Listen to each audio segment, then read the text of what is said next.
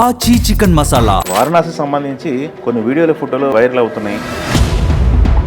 Miniature సెట్స్కి సంబంధించిన photos కొన్ని బయటకి వచ్చినాయి. జనం చూస్తున్నారు, ఆశ్చర్యపోతున్నారు.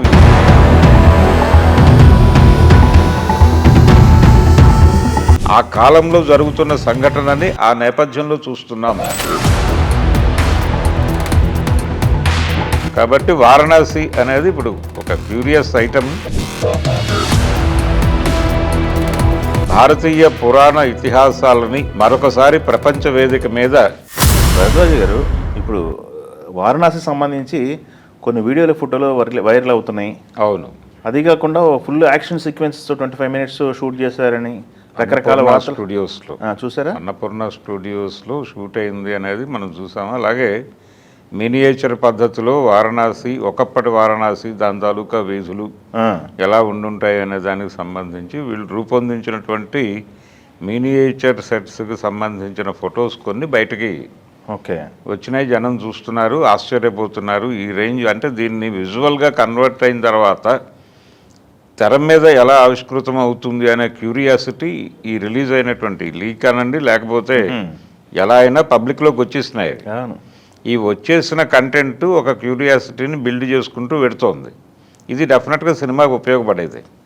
తర్వాత అన్నపూర్ణ స్టూడియోస్కి సంబంధించి వీళ్ళు ఇతర సంస్థల సహకారంతో ఇప్పుడు ఎలాగూ ప్రపంచ సినిమా వైపు వెళ్ళిపోతుంది. మేకింగ్ సైడ్ వెళ్ళిపోతున్నటువంటి టైంలో దానికి సంబంధించినటువంటి ఇన్ఫ్రాస్ట్రక్చర్ కూడా లోకల్ మేకర్స్కి అందుబాటులో ఉంచాలి. ఉంచినప్పుడు మాత్రమే సినిమా బడ్జెట్తో సహా ప్రతిదీ కంట్రోల్లో నడుస్తుంది.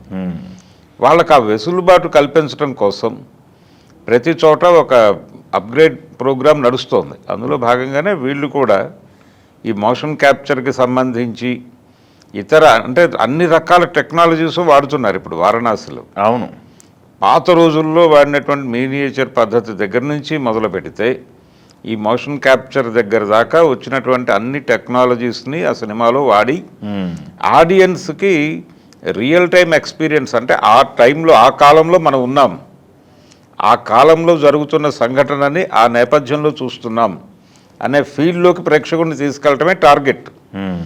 ఇక్కడ ఈయన యుగ సంచారం అంటున్నాడు. ఈ యుగ సంచారం చేయించటం అక్కడ మహేష్ బాబు తెర మీద ప్రయాణం చేస్తాడు, ప్రేక్షకులతో ఆ ప్రయాణం చేయించటం అనేది ఈజీ టాస్క్ కాదు. అది దానికి చాలా కష్టాలు పడాల్సి ఉంటుంది డెఫినెట్గా. ఆ కష్టాలకు తగినటువంటి ఒక ఎక్విప్మెంట్ పరంగాను ఇతర పద్ధతుల్లోనూ వీళ్ళు సాంకేతిక పరమైన సహకారం అందిస్తున్నారు. ఇది నెమ్మదిగా ఈ సినిమా ద్వారా ఒక ప్రచారం జరిగిపోతే, అలాగే శోభు యార్లగడ్డ గారికి సంబంధించినటువంటి మెహిరా అని ఒక యూనిట్ ఉంది, వాళ్ళు అన్నపూర్ణ స్టూడియోస్తో కలిసి ఈ ల్యాబ్ ఎస్టాబ్లిష్ చేయడంలో సహకారం అందిస్తున్నారు. దీంతోపాటు ఒక ఇంటర్నేషనల్ సంస్థ కూడా దీనిలోకి ప్రవేశించి ఆ స్టాండర్డ్స్ని సెట్ చేసేటువంటి ప్రయత్నంలో ఉన్నారు. వాళ్ళు ప్రయత్నం కాదు, ఆల్రెడీ ఏర్పాటు అయిపోయింది, దానికి సంబంధించిన కార్యక్రమం నడుస్తోంది. అయితే టోటల్గా మనం విడివిడిగా ఇవన్నీ చూసాం. మోషన్ క్యాప్చర్ ప్రధానంగా తీసుకుని చేసిన సినిమాలు చూసాం మనం. అవును, కానీ ఇవన్నీ ఇంపాక్ట్ ఏమేసినాయి జనం మీద అనేది ఒక అంశం. కానీ వీటన్నిటినీ అవసరానికి అనుగుణంగా వాడుకుంటూ, ఎంత వాడాలి అంతే వాడుకుంటూ ప్రతి సన్నివేశాన్ని కొత్తగా ఆడియన్స్కి కనిపించేలాగా చూడటం. అంటే విజువల్ ప్రజెంటేషన్ అనేది చాలా కీలకం. ఆ విజువల్ ప్రజెంటేషన్ మీద ఎక్కువ కేంద్రీకరణ జరుపుతున్నాడు ఆయన. దీనికి సంబంధించి ఒక R&D డిపార్ట్మెంట్ పనిచేసింది. ఈ సినిమా కంటెంట్ ఇలా ఉండాలి అని అనుకున్న రోజు నుంచి దాన్ని విజువల్గా ఎలా కన్వర్ట్ చేయాలి, ఏ టెక్నాలజీస్ని ఏ మోతాదులో వాడాలి అనే దానికి సంబంధించి ఒక R&D డిపార్ట్మెంట్ పనిచేసింది.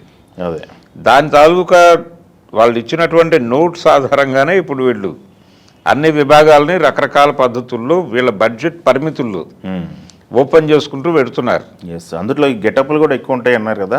గెటప్లు ప్రతి గెటప్కి ఆ వాతావరణాన్ని క్రియేట్ చేయటం అనేది ఒక ప్రోగ్రామ్, ఒక ఛాలెంజ్ అది. అలాగే ఆర్టిస్టుల సెలక్షన్కి సంబంధించి ప్రతి యుగంలోనూ ఆ టైం కాస్ట్యూమ్స్ ఎలా ఉంటాయి, జనాలు ఎలా ఉండేవారు, వీటన్నిటినీ కూడా అక్కడ యాక్చువల్ రియల్ టైంలో నడుస్తున్నట్టుగా జనాలకి ఆ భ్రాంతి కలిగింపజేయాలి. అది ఈజీ కాదు, చాలా కష్టం ఉంటుంది దానిలో. ఆ కష్టం పట్టడానికి వీళ్ళు సిద్ధపడ్డారు. ఇలా కష్టపడితే తప్ప జనాలు థియేటర్కి రారు అనేటువంటి ఒక నమ్మకం ఉంది బలంగా. తను మొదటి నుంచి మాట్లాడుతున్నాడు ఆ విషయాన్ని. అంటే ప్రేక్షకులని ప్రతిసారి మనం ఆశ్చర్యపరచాలి, దీన్ని ఒక ఛాలెంజ్, ప్రతి సినిమాని ఛాలెంజ్గా తీసుకునే చేయాలి. అన్ని విధాలుగాను ఒక కొత్త నామ్స్ని సెట్ చేసే పద్ధతిలో మీ డిజైన్ లేకపోతే సినిమా చేయటమే అనవసరం అన్న పద్ధతిలో మాట్లాడాడు ఆయన, అదే రాజమౌళి. అందుకని తను చెప్పిన మాటల మీద నిలబడేటువంటి ప్రోగ్రాంలో భాగంగా ఇవన్నీ చేస్తున్నాడు. దీనికి అన్నీ వాడతారు వాళ్ళు. ఇక్కడ కొన్ని తీయేస్తారు, ఇక్కడ ఇంకొక చోట రామోజీ ఫిల్మ్ సిటీలో కొంత జరిగింది. అవును, అలాగే వీళ్ళు రియల్ సెట్స్ వేసి నడిపినటువంటి అల్యూమినియం ఫ్యాక్టరీ ఉంది కదా, అక్కడ చేస్తున్నారు. ఇలా ఒక చోట కాదు, ఇది ఒక ప్రాంతం కాదు, ఒక ప్రాంతపు నటీనటులు కాదు. ఇప్పుడు హీరోయిన్ గారికి ఏదో కొంచెం గ్యాప్ ఇచ్చారు అని అంటున్నారు, ఆవిడ బ్రేక్ తీసుకుని వేరే షూట్లో ఉన్నారు అనేది. ఇలా ఇది ఒక, అయితే ఇప్పుడు జరుగుతున్న చర్చ ఏంటంటే రాజమౌళి గారు కూడా ఇప్పుడు ఎలాగూ రెండు కలిపి అది పార్ట్లో వస్తుందా లేదా అనే దాని మీద ఇంకా క్లారిటీ లేదుగా, చర్చ జరుగుతోంది, కానీ వాళ్ళు అధికారికంగా మాట్లాడలేదు. అదే, కానీ ఇంత టైం తీసుకుని చేస్తున్నారంటే ఇప్పుడు నడుస్తున్నటువంటి చర్చల్లో భాగంగా వీళ్ళు టోటల్ కంటెంట్ను తీసి దీన్ని ఎక్కడ డివైడ్ చేయాలి అనేది ఏదో ప్లాన్ పెట్టుకుని ఉంటాడు ఆయన. రెండు ఫ్రాంచైజీలోకి వెళ్దామని, ఫ్రాంచైజీకి వెళ్ళే ఛాన్సెస్ ఉన్నాయి. లేకపోతే ఇన్ని రకాల టెక్నాలజీస్ని ఇంతమంది ఆర్టిస్టులని ఇన్వాల్వ్ చేయరు. సో ఈ పద్ధతి ఏదో ఉంది, దాన్ని ఎప్పుడు రివీల్ చేయాలో అప్పుడు రివీల్ చేస్తాడు ఆయన అని వెయిట్ చేస్తున్నారు అందరూ. అదే ఆగస్టు వరకు షూటింగ్ పెట్టుకున్నారు డెడ్ లైన్ అని. అవును, అంటే ఎలాగూ వాళ్ళకి గ్యాప్ ఉంది. కానీ రాజమౌళి గారు ఆలోచిస్తుంది ఏంటంటే మొత్తం వర్క్ కంప్లీట్ అయిపోవాలి, ఏది ఈ ఇయర్ ఎండింగ్కి అయిపోవాలి టోటల్గా. అయితేనే విఎఫ్ఎక్స్ అన్నీ వస్తాయి కదా, అన్నీ ప్యారలల్గానే నడుస్తాయి. ఇప్పుడు రియల్ టైం గొడవే అంతా. మీకు గతంలో లాగా లేదు, మీరు షూట్ చేసి ఎక్కడికో పంపించి ఏవో తెప్పించి ఆ గొడవ లేదు ఇప్పుడు.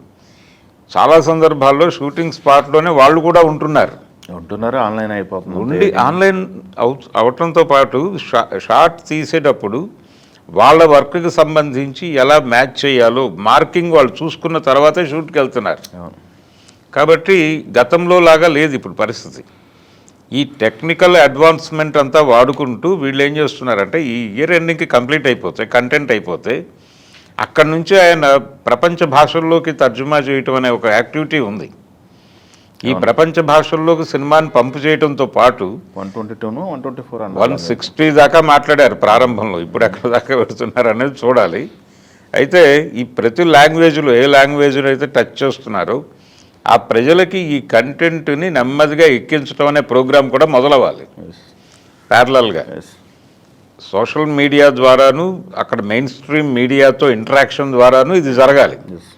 ఈ కార్యక్రమం చేసుకోవడానికి వాళ్ళకి కనీసం 3 నెలలు ఈజీగా పడుతుంది. ఆల్రెడీ స్టార్ట్ చేశారు, ఇంటర్వ్యూలు కొన్ని ఇచ్చారు, బయట స్టార్ట్ చేశారు.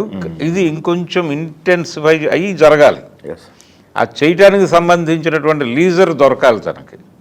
అందుకని తను ఈ ఇయర్ ఎండింగ్ లోపు, దానికంటే చాలా ముందే ముగించేయటం కోసం ప్రయత్నాలు చేస్తున్నాడు. ఆ ప్రయత్నాల్లో భాగంగానే వీళ్ళు అన్నపూర్ణ స్టూడియోస్ని వీళ్ళందరినీ ఇన్వాల్వ్ చేసి ప్రతి చోట అవైలబుల్గా ఉన్నటువంటి టెక్నాలజీ ఏ మేరకు అడ్వాన్స్ చేయాలో ఆ మేరకు వాళ్ళతో చేయించి ఇది ఒక రకంగా ఈ రకమైనటువంటి సదుపాయాలు ఇక్కడ ఉన్నాయి, ఈ రేంజ్లో వెళ్ళొచ్చు అని వాళ్ళకు కూడా ప్రమోషన్ అయ్యేది.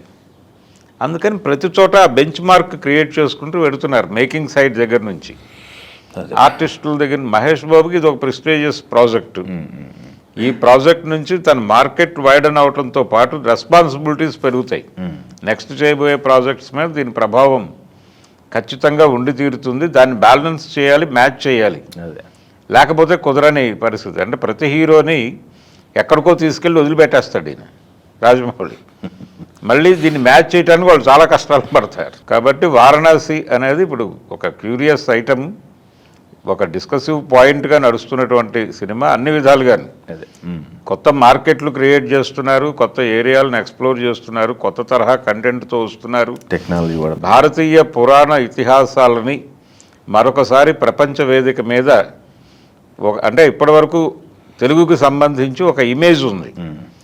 పౌరాణిక చిత్రాలు నిర్మించటంలోనూ అందులో ఉన్నటువంటి అంశాలని కొత్త పద్ధతిలో అర్థం చేయించటము అనేది తెలుగు సినిమా చేసిన పద్ధతిలో ఇంకెవరూ చేయలేదు అనేది ఒక ప్రత్యేకమైన గుర్తింపు ఉంది తెలుగు సినిమాకి. అవునవును. ఆ గుర్తింపు ఇటీవల కాలంలో కొంత మసకబారింది. దాన్ని మళ్ళీ రివోక్ చేయటం అనే ఒక ప్రోగ్రాం కూడా ఉంది వీళ్ళకి ఓకే. కంటెంట్ పరంగా. ఓకే. ఈ అన్ని విధాలుగా సక్సెస్ అవుతాడని ఆశిద్దాం. Okay, thank you.